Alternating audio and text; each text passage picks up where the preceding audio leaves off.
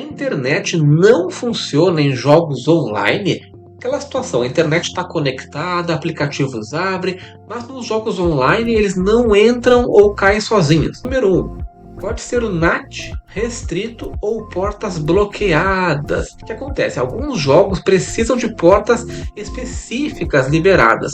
Quando o NAT está restrito ali, o servidor do jogo ele não conecta. Qual a solução? Primeiro, vai reiniciar o roteador para atualizar o NAT. Depois, ative o PNP nas configurações do roteador.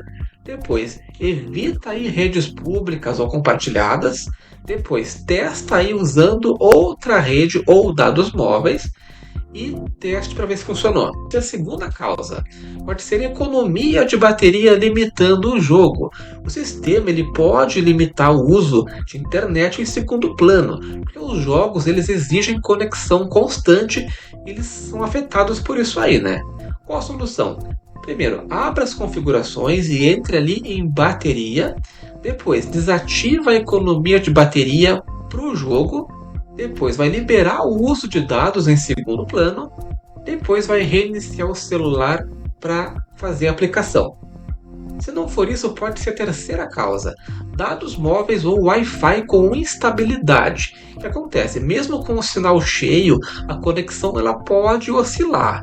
Os jogos online eles são mais sensíveis, né, do que aplicativos comuns. Qualquer variação ali já causa erro de conexão. Então, gente, qual a solução? Primeiro, você vai ali ativar e desativar o modo avião. Depois, vai testar alternar entre Wi-Fi e dados móveis. Alterne. E reinicia o roteador se estiver no Wi-Fi, viu?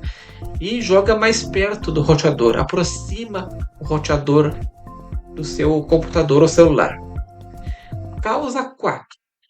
Pode também ser cachê ou dados corrompidos do jogo. Por quê? Arquivos temporários eles podem causar erro ali de conexão.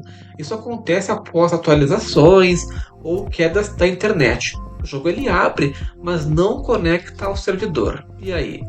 Primeiro, a solução, você vai abrir as configurações, depois vai em aplicativos, depois escolhe o jogo. Segundo, você vai limpar apenas o cachê do jogo. Não apaga dados se quiser manter login, tá? Depois abra o jogo de novo e testa. É certo que irá funcionar. Qualquer dúvida é só comentar aí abaixo. Valeu, pessoal!